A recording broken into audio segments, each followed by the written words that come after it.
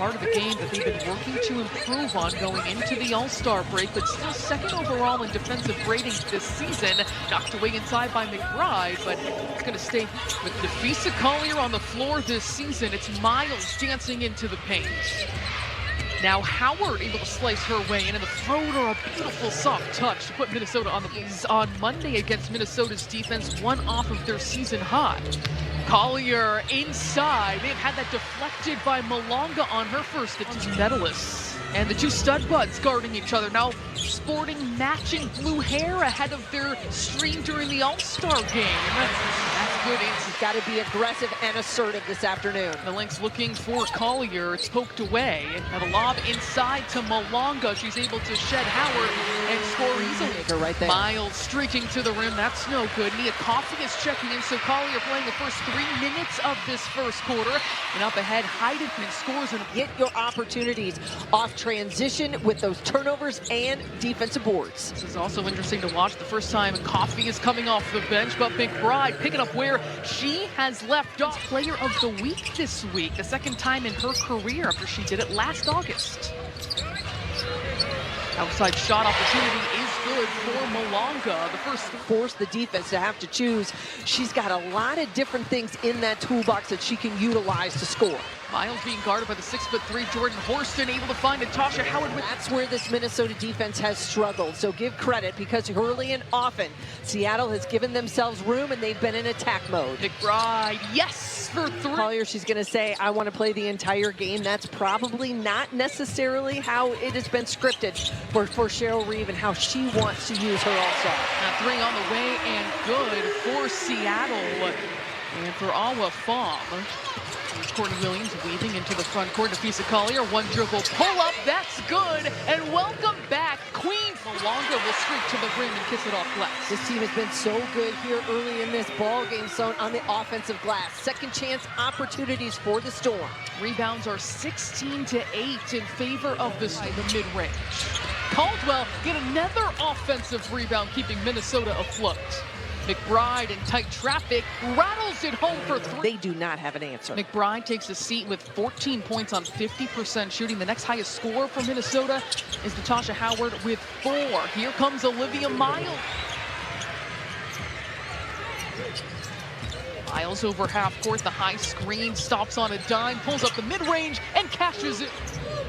Miles guarded by Cook, coming off that 32.8 rebound, 8 assist performance Monday, dropping a dime, but that was deflected. As off a miss, they are off to the races. Miles tries to penetrate against Horston, backdoor cut, McBride can't finish. Offensive rebound, she's right there.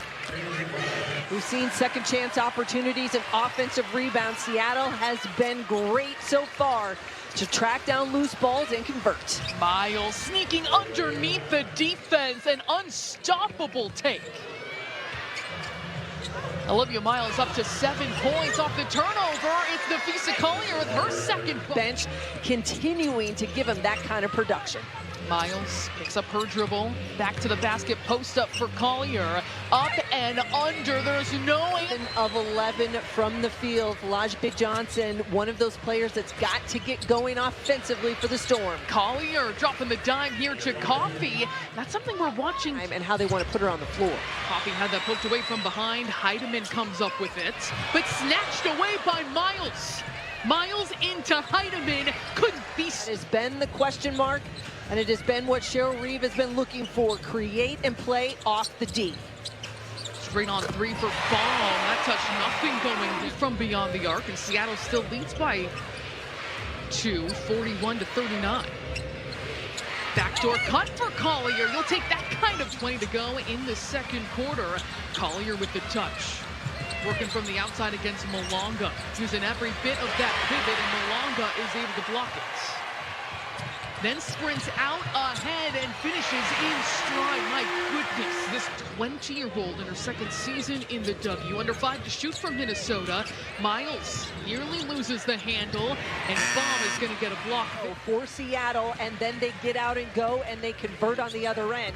Defensive pressure now, it's ratcheted up here out of that timeout. Collier rattling to find another gear. Courtney Williams has to be one of those catalysts. And it looks like she's trying to be a catalyst. Collier drains the triple. She's got 14 points in her second from A big three from Collier.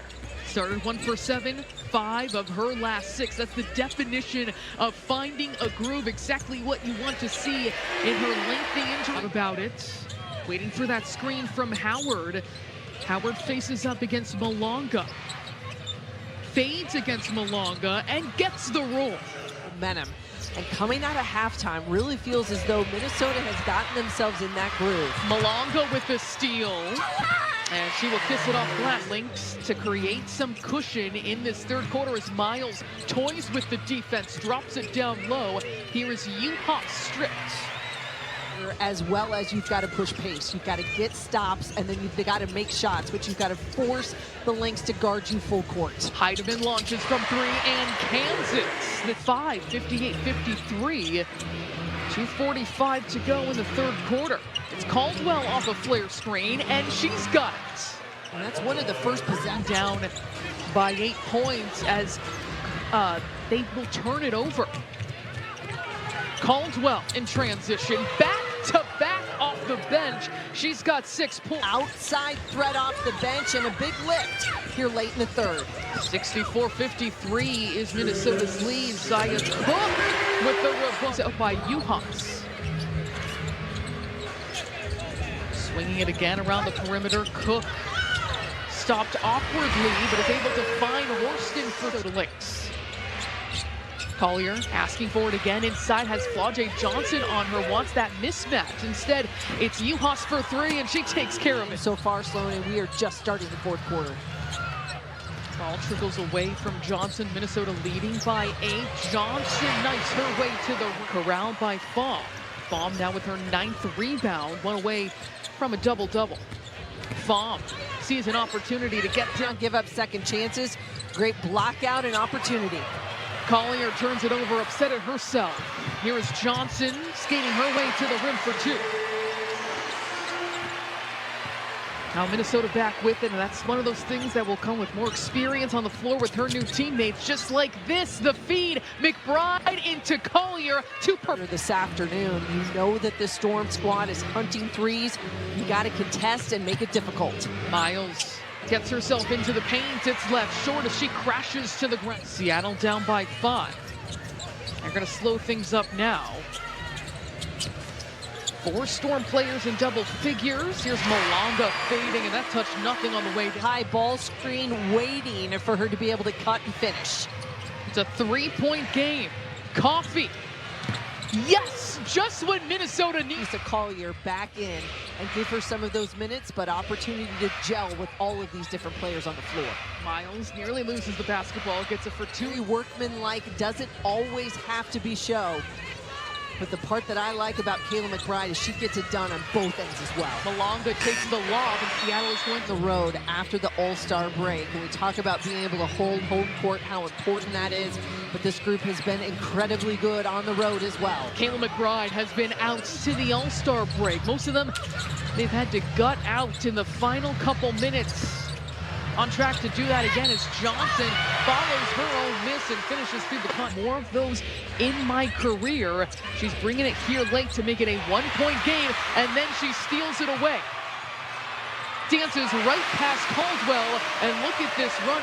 Guarded by the length of Malonga. Under 45 seconds to go.